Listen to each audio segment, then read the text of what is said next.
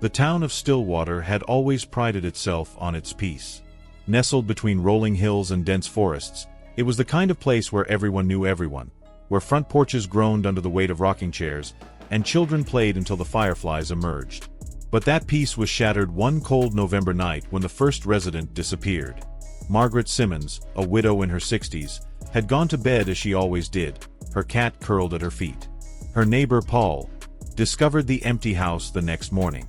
Margaret's front door was ajar, her bed neatly made. It was as if she had simply walked out into the frigid night and vanished. The only thing out of place was the faint smell of ozone lingering in her room and a single burn mark on the hardwood floor, a perfect circle. By the end of the week, 4 more residents had disappeared. Each case was eerily similar: homes left unlocked, no signs of struggle, and those strange burn marks. The town's sheriff, William Carter, was at a loss. He had grown up in Stillwater and knew its every corner. But nothing in his years of service had prepared him for this. The people whispered about cults, human traffickers, and even vengeful spirits. Stillwater, they said, was cursed. One night, as Sheriff Carter patrolled the now empty streets, he heard it, a low, resonant hum that seemed to vibrate in his chest. He stepped out of his cruiser and scanned the darkened horizon. A faint glow illuminated the treetops in the distance. The hum grew louder, filling his ears until he thought his head might split. Then, as quickly as it had come, it stopped. The town plunged into an oppressive silence. Carter never spoke of what he saw that night, though his deputy noticed the sheriff's hands shaking the next morning. All he would say was, "It's not human." Megan Reed had lived on the outskirts of town all her life. A single mother with a sharp wit, she had little time for ghost stories or conspiracy theories. But when her son, Toby, failed to come home from a friend's house one night, her skepticism crumbled. She searched the woods behind their house, flashlight in hand, calling his name until her voice was hoarse. That's when she saw them. At first, she thought they were shadows, elongated and flickering as if cast by some unseen fire. But as she drew closer, she realized they moved independently of the trees. There were 3 figures, tall and impossibly thin, their limbs bending in unnatural ways.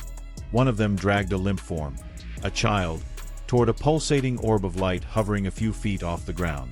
Megan's scream startled the figures. Their heads snapped toward her, revealing eyes that glowed like dying embers. She stumbled backward, dropping her flashlight. In the brief moment of darkness, the light vanished, and so did the figures. When she found her flashlight again, the woods were empty.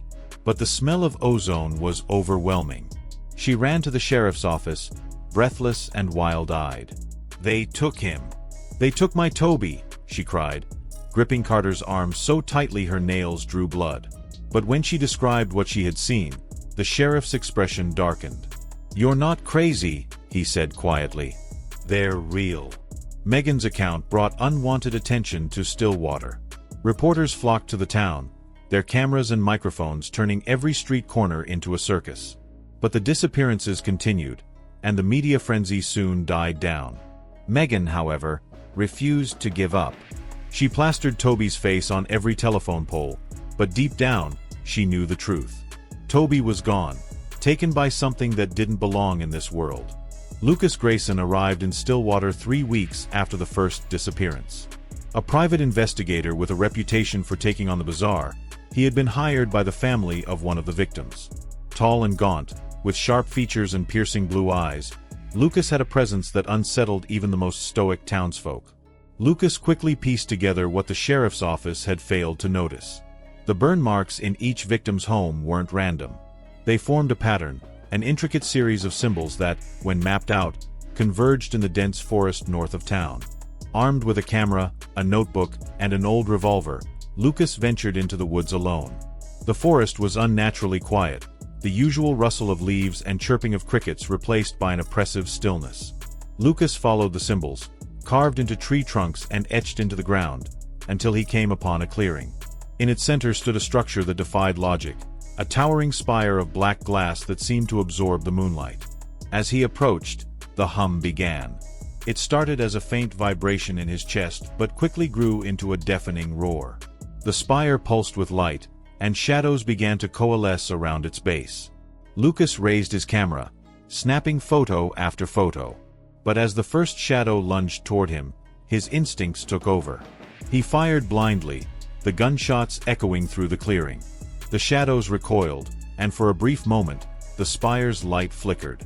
Lucas seized the opportunity and ran, the hum chasing him through the trees. Back in town, Lucas developed his photos. What he saw chilled him to his core. The shadows were not mere silhouettes. They had form, texture, and faces. Faces that were almost human but distorted in ways that made his stomach churn. And in the background, emerging from the spire, was something even more horrifying. A figure with eyes that burned like molten metal. Lucas' discovery sent shockwaves through Stillwater. He held a town meeting, presenting his findings to anyone willing to listen. "They're not here to coexist," he warned. "They're here to harvest us." The term harvest ignited a firestorm of fear and speculation.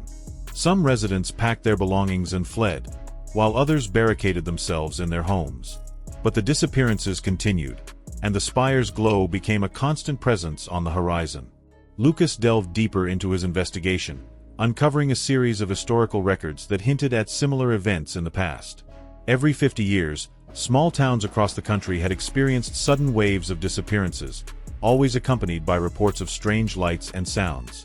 The pattern was unmistakable. Stillwater was just the latest in a long line of targets.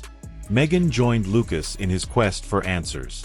Together, they ventured back into the woods, determined to confront the spire.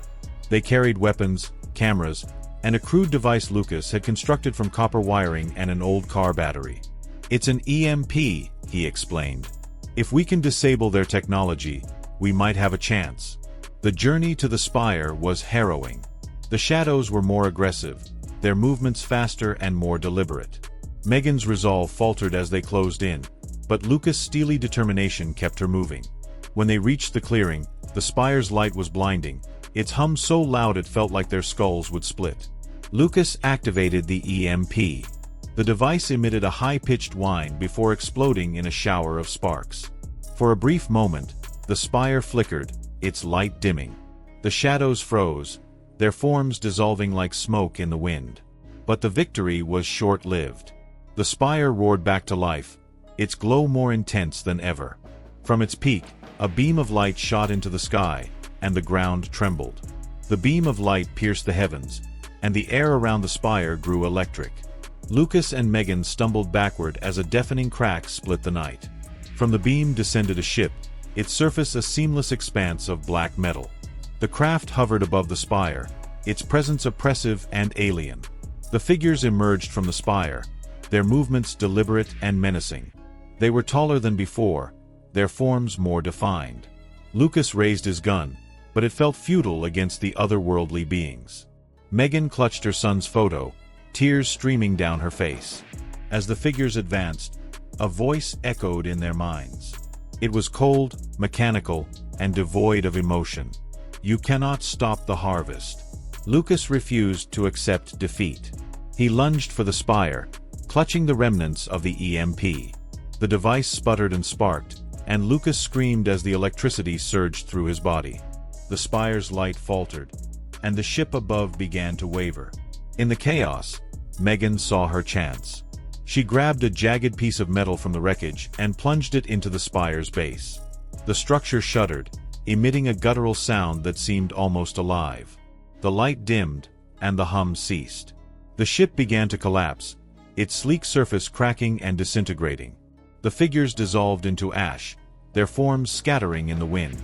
The spire crumbled, leaving only a smoldering crater in its place. When the dust settled, Megan and Lucas were alone. The woods were silent once more, the oppressive weight lifted. But the cost was immeasurable.